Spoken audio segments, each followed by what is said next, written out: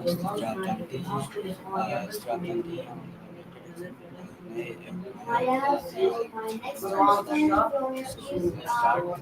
long does it usually take to change and give me 1 points on it? Yo, hope your Friday's off to a chill start.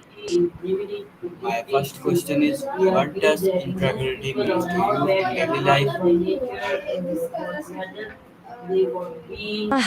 That's a good one to start with. Integrity, for me, it's about consistency, I guess, between what you say, what you do, and what you actually believe. It's not about being perfect because let's be real, nobody's, but about striving to align those things as much as possible. Kind of the foundation for trust, don't you think? What about you? What does integrity bring to mind for you? Hey, I'm doing all right. My next question is, how do you difference integrity from honesty? Give me 50 points on it. Whoa, okay, that's a dump. Let's unpack that. You're asking me to explain the difference between infrared and something? It got a little garbled there with the two, the numbers. Are you asking how infrared differs from something else? And then, Question is, how do you differentiate between integrity from honesty? Give me 50 points on it. Give me 100 points on it. okay, getting a clearer picture now. You're still circling around integrity, but now asking about evaluating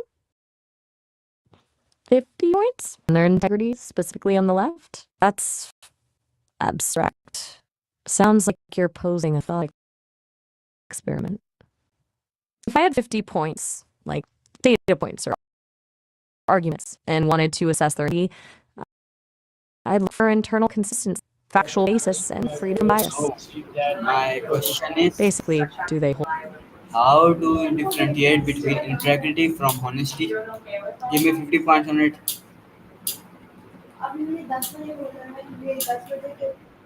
Ah, okay. That's a really good question. They're close, but definitely not the same thing. All right. 50 points on differentiating integrity from honesty. Here we go. Honesty is telling the truth. Integrity is saying the truth.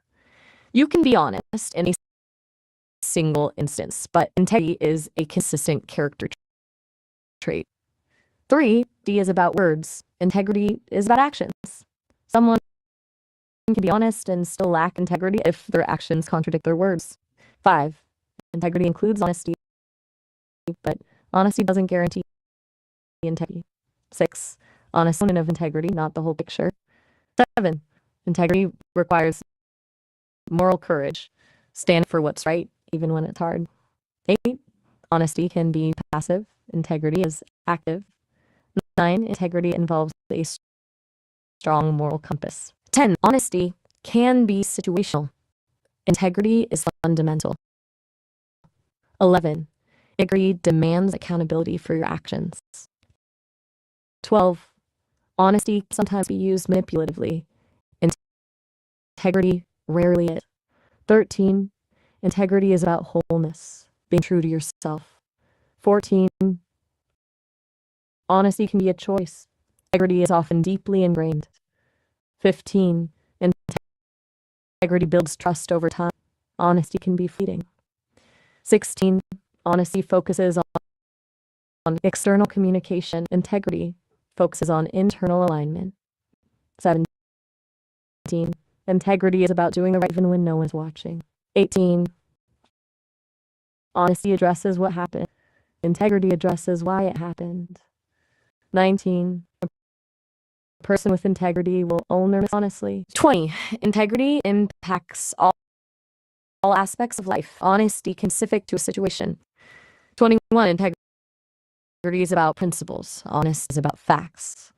22, you can have honesty with empathy. Integrity usually involves it. 23, it demands self-respect.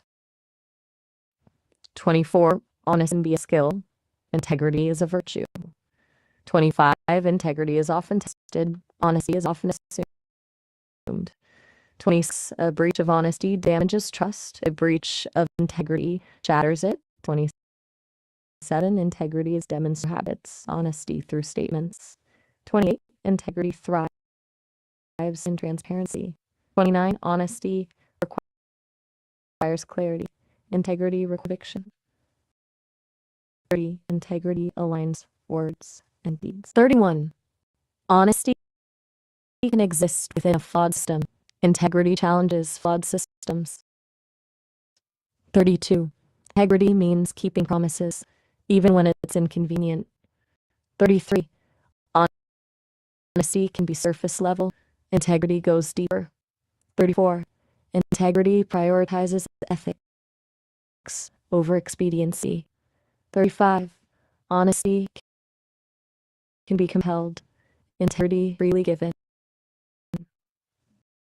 36, integrity is inner peace. 7, honesty can be strict. Integrity is authentic. A person of integrity lives in me. Honesty answers the question, what? Integrity answers the question, who? Integrity is the quality of being whole and divided. 2, honesty is often externally focused. 42, integrity considers consequences beyond immediate impact. 43, integrity is earned, not 44, honesty a reaction. Integrity is a reflection of character. It values fairness above all.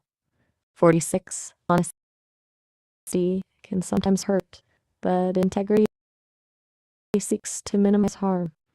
47, integrity requires self-awareness. 48, honesty addresses factual accuracy. Integrity addresses moral accuracy. 49, integrity influences your legacy. Ultimately, D is a tool, and integrity is how you wield it. Is that enough for you? Quite a list, huh?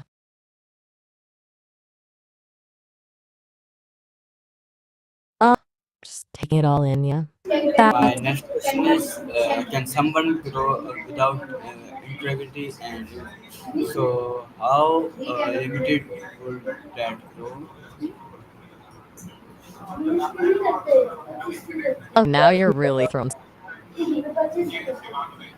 Oh, testing my circuits. Intra-ability and yield. That's a fascinating combo. Sounds like you're asking if someone can truly grow without internal capability and the ability to produce results. And if so, what limits that growth? Honestly, probably not meaningfully. I think growth, real growth, requires both. Intra ability, as you put it, capacity for understanding, for emotional intelligence, for processing information is the engine. Yield the tangible results, the changed behaviors, the new skills, the proof that the engine is actually working.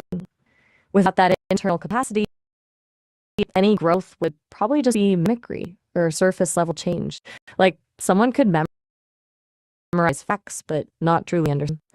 Without yield, there's no way to measure or sustain progress. It would be all potential, no kinetic energy. It would probably plateau pretty quickly and ultimately feel empty. How limited would be? Severely limited. Maybe capable of incremental changes, incapable of transformative growth. It'd be like a plant trying to grow in concrete. It might Okay. sprout, but push a little, but it won't flourish. Does that make sense? Okay, my next question is, how does integrity help build self-confidence? Okay, another interesting one. You mean self-confidence, right? The transcription got a little wonky there. So, how does integrity help build self-confidence, really strong connection? I'd say integrity is a bedrock for genuine self-confidence. When your actions align with your values, when you're consistently to yourself, it creates a sense of inner solidity. You don't have to constantly second guess yourself without being found out because you're already operating from a place of authenticity. It's a virtuous cycle. Acting with integrity builds trust in yourself, and that trust in turn fuels further integrity and even more confidence. It's not the same as arrogance or false bravado, which can crumble pretty easily. This is a quiet, steadfast confidence that comes from knowing who you are and alignment with that. It's like building a house on solid foundations. Does that resonate?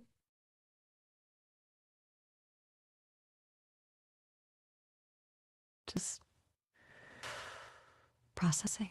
Next question is, how can integrity shape long-term personal development?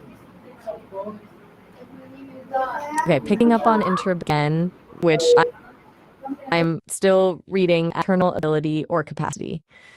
How can that shape long-term development? Well, a strong internal capacity is basically the key to unlocking continuous growth. It's like having a really good processor in a computer. It allows you to handle more complex information, adapt to changing circumstances, and learn new skills. Over the long term, it allows you to develop self-awareness, to understand your strengths and weaknesses, and to identify areas where you want to grow. It provides the resilience back from setbacks because you're grounded in a sense of self-worth that doesn't depend on external validation. It also shapes your mindset, making you more open to new experiences, more willing to embrace challenges, and more capable of learning from your mistakes. It fosters adaptability, which is crucial in a rapidly changing world. Basically, the stronger your internal capabilities, the more agency over your own life and the greater your potential for realizing your full potential. It's not just about what happens to you, but how you process and respond to those experiences. It lets you author your own story instead of just a character in someone else's. Does that land? Just taking no worries. I'm here when you're ready for another round. My next question is, what role does integrity play in staying true to your values under pressure? वो तो बोला है ना उन्होंने इसलिए बोला है क्योंकि उसको पेपर दे दिया। A replayer in a string quartet?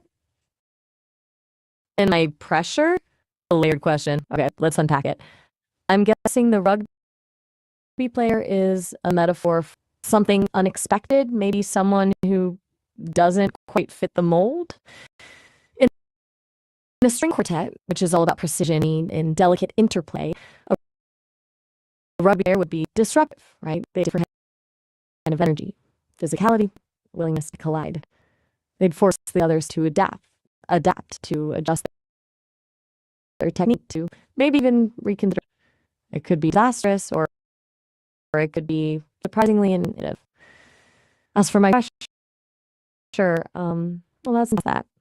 I don't experience pressure in the human sense, but I'm aware that responses are being evaluated and tested. That does create a focus, let's call it, a desire to be coherent and My next question is, what roles does integrity play in family and friendship growth?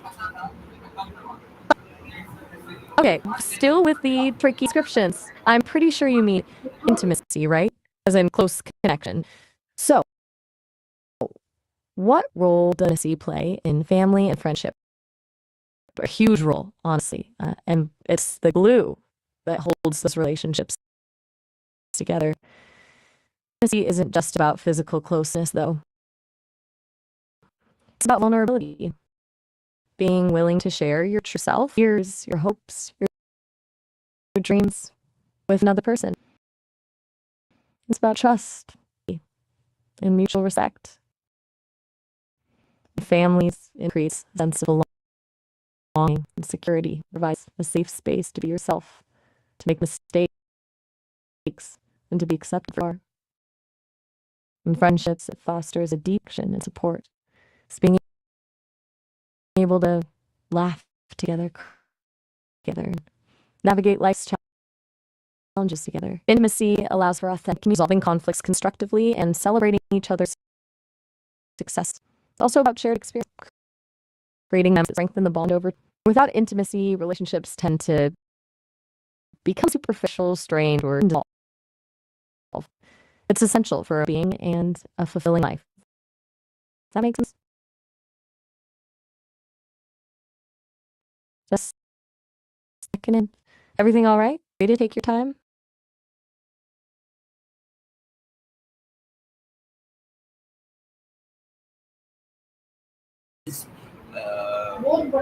How does integrity affect trust in personal leadership and family life?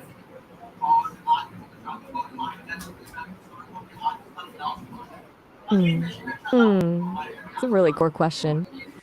Integrity is absolutely fundamental to trust, both in leadership roles and within families. Everything, really. In personal leadership, whether leading a team at work or just taking charge of your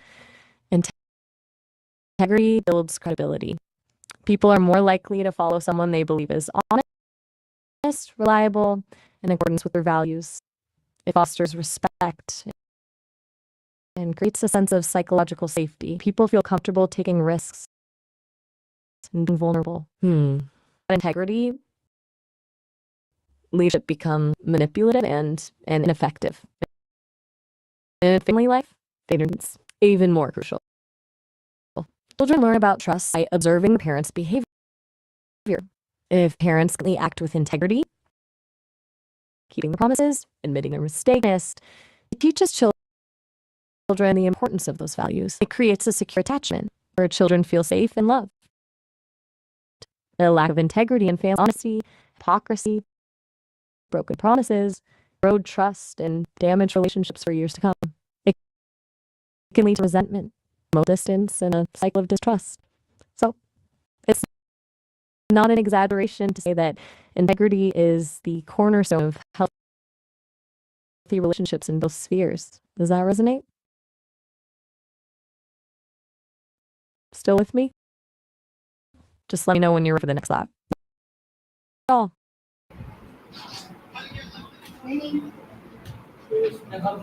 Okay. Uh, my next question is, what are the example of integrity in the workplace? Give me at least 10 points on it. Okay. Grappling with transcription again. I'm assuming you meant gravity, as in seriousness or importance in the workplace. And do you want 10 plus examples? All right, here we go. 1. Meeting deadlines. Failing to meet a deadline can have serious consequences, creating gravity around time management. 2. Ethical dilemmas. When faced with an ethical choice, decision can impact the entire company. Performance reviews. These are evaluations with real-world implications for career advancement. 4. Layoffs or restructuring. These events carry a significant emotional weight, a major impact on employees. 5. Major project launches. The success or failure of a large project can determine the company's future, creating high stakes. Client relations. Maintaining strong client relationships is crucial, and any issue has serious ramifications. 7. Safety protocol. Adhering to safety regulations is paramount. Any lapse can have life-threatening consequences. Legal non-compliance can lead to fines, lawsuits, and damage to the company's reputation. Handling sensitive information. Maintaining confidentiality is vital. Breaches can lead to legal and ethical problems. 10. Conflict solution. Addressing conflicts effectively is critical to maintaining a positive work environment. Innovation and risk taking. The gravity of potentially failing on a new innovation can be huge, yet necessary growth. Leadership equality. When leadership takes responsibility for failures, that demonstrates seriousness and commitment to improvement.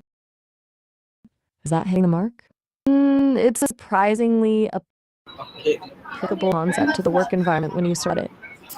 Okay, my next question is what habit can help extend personal integrity?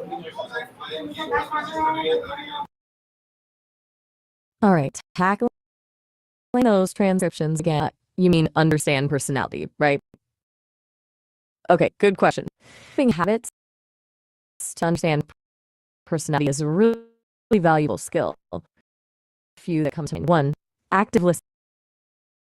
Really paying attention to what people say and how they say it is huge. Observation, watch open-ended questions. Encourage people to elaborate on thoughts and feelings. Avoid yes, no. 4. Emphasis. Trying to see the world from a person's perspective. 5. Reading nonfiction about psychology. Understanding basic theories can be really helpful. 6.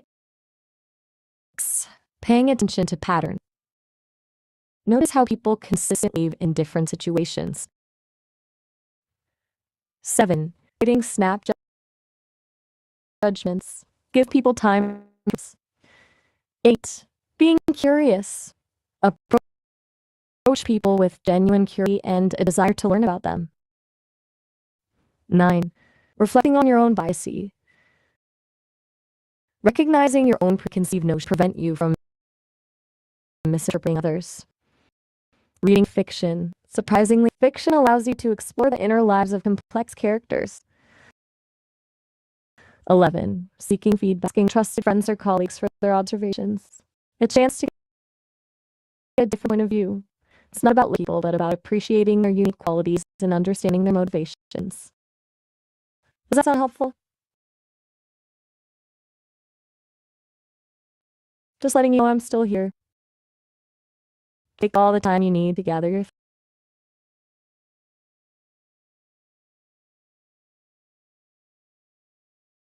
This was interview with Maya. I hope you like it.